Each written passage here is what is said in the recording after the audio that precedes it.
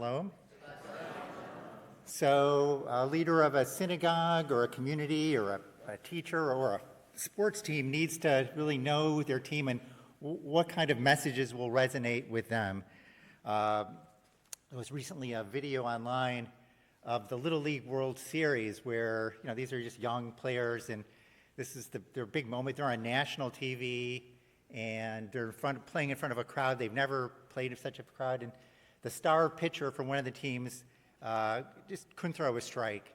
And the manager comes out. He's mic'd up because it's on TV. He just looks at the player.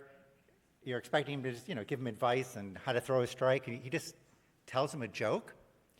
The player looks at him and he goes, "You came up to me to tell me a bad dad joke?" And then he just shakes his head and the manager walks right off. And then he goes on to strike out the side because the manager knew at that moment that's the message. You just need to relax and not be so tense. And before a big sports game, you might hear one of the team leaders gather the team around and remind them of all their hard work and all their preparation that they did to reach this day and how they're ready for success. The team leader wants to get them psyched up for believing in themselves. But imagine the opposite situation. Let's say I was asked to onboard one of our new associates at our law firm, and instead of telling them how wonderful they were and how lucky we are to have them, I would go on and say, "Look, you're not really qualified for this job." But some of the firm leaders know your grandparents, and they made a promise to them that we would hire you, so here you are. And then let's say I went further and I said, "And look, I've looked into your law school record. You made this mistake and that mistake and got that bad grade." The new associate would be demoralized, I think, and I would never be allowed to talk to any of our new associates again. But in this morning's Torah reading, that's the tack that Moses takes with the people of Israel. So when you're speaking to them, they're about to enter into the promised land.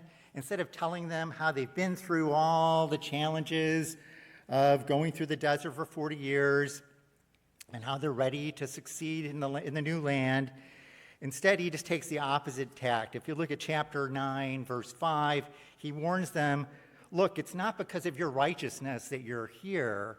It's because the people there are really wicked, and because God made a promise to your great-grandparents that I was going to give you this land. So here we are." People often talk about imposter syndrome, how in the back of their mind they say, "I'm really not qualified for this. I feel like an imposter." But Moses is taking it out of their back of their minds and putting it front and center, telling them they're not ready for this based on their own merit. And he proceeds to walk them through, if you look at the text, in great detail, all of their failures over the last 40 years. It's really pretty brutal. And you can imagine the people hearing this feeling dispirited by what Moses was saying. But, sometimes negative talk can be motivating. I remember in high school, I was in AP biology, and there was this girl in the class, and she told the teacher that she wanted to go to medical school, so she was really wanted to succeed in this class, and he told her, "You should never go to medical school. It's too hard, it's too challenging. You should think of something else." And she used that for the rest of her. She went on to succeed in college and got accepted at a medical school and got her MD degree. So sometimes it can be motivational to have negative talk.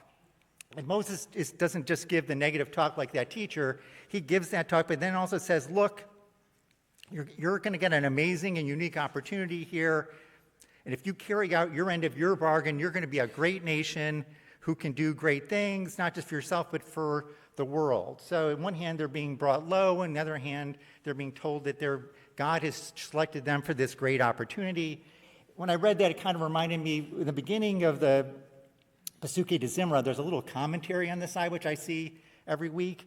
It says that one of the Hasidic masters taught that each person should carry in their pockets, in one pocket, a note saying, "The world was created for me," and in the other pocket, "I am but dust and ashes," just to remind you of both things. And I think Moses is kind of giving those dual messages as well.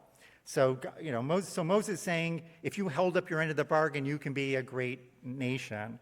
So what is that bargain they need to hold up? at chapter 10, verse 12, Moses proceeds to ask that grand question, and, O Israel, what does the Lord our God demand of you? Of course, that's an interesting question because the Torah is full of the chapters and chapters of what God has commanded us. But Moses here seems to be suggesting that really, when you get down to it, what God really desires can be boiled down to a few bullet points. As to say at the end of the day, there are some core qualities that make us a good people in the eyes of God. And what are those bullet points? Well, you heard the rabbi go through them as that was on his smicha papers. It says, 1, to fear the Lord your God, to walk in his ways, to love him, and 4, to worship him with all your heart and all your soul, the commandments that I give you this day for your good. That's on verses 12 and 13. So that raises a lot of interesting subjects. All would be great fodder for the high holidays about what this fundamentally means for us to be good people. I mean, what does it mean for us to fear God? It can be read as fear, but it can also mean awe, that we should be in awe of God's creations, etc. We're told to pray to God and keep the commandments as one of these 4. But it says not for God and for God's sake, but for our own good. So that's interesting to think about. So as we stand here and sing praises to God and sing prayers, I think it's helpful to think about we're doing that, Moses tells us, for our own good. Ramban explains that God doesn't require anything of you for his own sake. God doesn't need your prayers. God doesn't need you to do the mitzvot. It's for your own good. So how is it good for us? Moses goes on to discuss the danger of getting too full of ourselves, thinking that man is superior, that we're superior, and we're in control of everything. And Moses warns us expressly in this portion that such hubris will be our downfall. So our following our mitzvot, our following our traditions, our saying the prayers, to me at least, helps me stay grounded and stay humble. So as we follow our traditions and prayers this morning, think about, from your perspective, how it keeps your life in perspective and keeps you grounded. To me, when we do the traditions regarding the Shabbat and regarding what we can eat, and when it reminds me that we don't have full dominion over everything in the world. That's an important message to me. And when we say the prayers about eating challah or other foods, we're reminding ourselves that the food is a blessing, but a blessing we're only partly responsible for. So next in the bullet list, to me, really the most important thing. It says that God wants us to walk in his ways. What does that mean, to walk in God's ways? On one hand, you go, well, that means do the commandments. But the list separately says do the commandments. So I don't think God is being redundant here. It says you should act in God's ways. And Moses doesn't just leave us hanging there. Moses goes on right afterwards on verse 18 and tells us what it means to walk in God's ways. He immediately calls out that God upholds the cause of the orphan and the widow and befriends the stranger in providing food and clothing for the stranger. So after being told to walk in God's ways, the one thing that Moses focuses on the orphan, the widow, and the stranger. And then the next verse, even more focusing on the stranger. V'ahavtem et hager ki gerim hayitem be'eretz Mitzrayim. So in the next verse, Moses spells out what this means for us. You must love the stranger, for you were strangers in the land of Egypt. So Israel's about to enter the land, the promised land. They're told they're undeserving, but they can achieve greatness if they follow God's ways. And the one critical attribute of God that is now specified by Moses is the central command of befriending and loving the stranger. What a critical message it is for our time today, when in our land, strangers are being hunted down, and they're being treated regularly with animus and hostility. Moses tells us in this parsha it is one of our central callings as the children of Israel, however, to stand up for the rights and dignity of the stranger.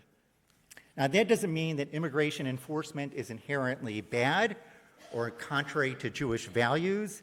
In my days at the Department of Justice, where I spent over 25 years, I argued many an immigration case for the government, and I advocated for broad executive powers over such matters. And I don't think any of those arguments were wrong. So I'm not a softie on any of these issues. Immigration laws are important, enforcement is important, but under our laws, the undocumented immigrants who are being rounded up, arrested today, being an undocumented immigrant is not a crime. But you wouldn't know that looking at the news today.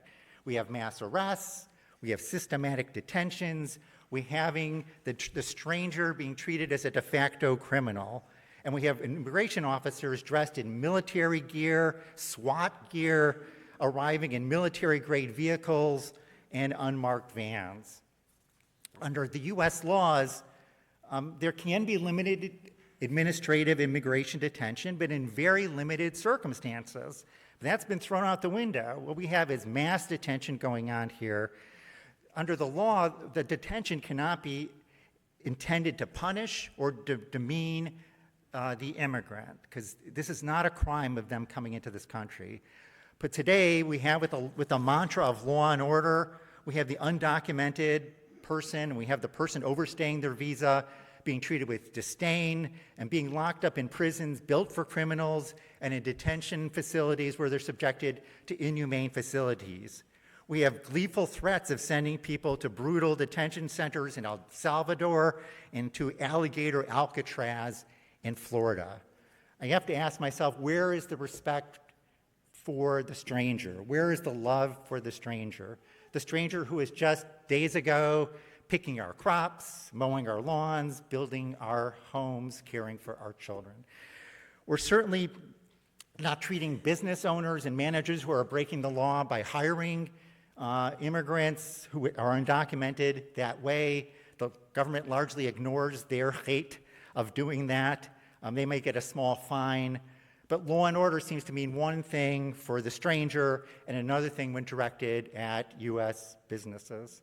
Look, we can debate immigration policy. I know people have lots of different views on that, but we should and we can be able to insist that under any policy, whether it be strict or liberal, that we have respect for U.S. laws and respect for the dignity of the stranger as a fellow human being. So in today's Parsha, Moses tells us that God wants us to walk in the ways of God, meaning first and foremost, befriending the stranger, providing them respect, providing them food and clothing that they deserve as human beings. And that message seems more important today than it did even 3,000 years ago. Shabbat Shalom.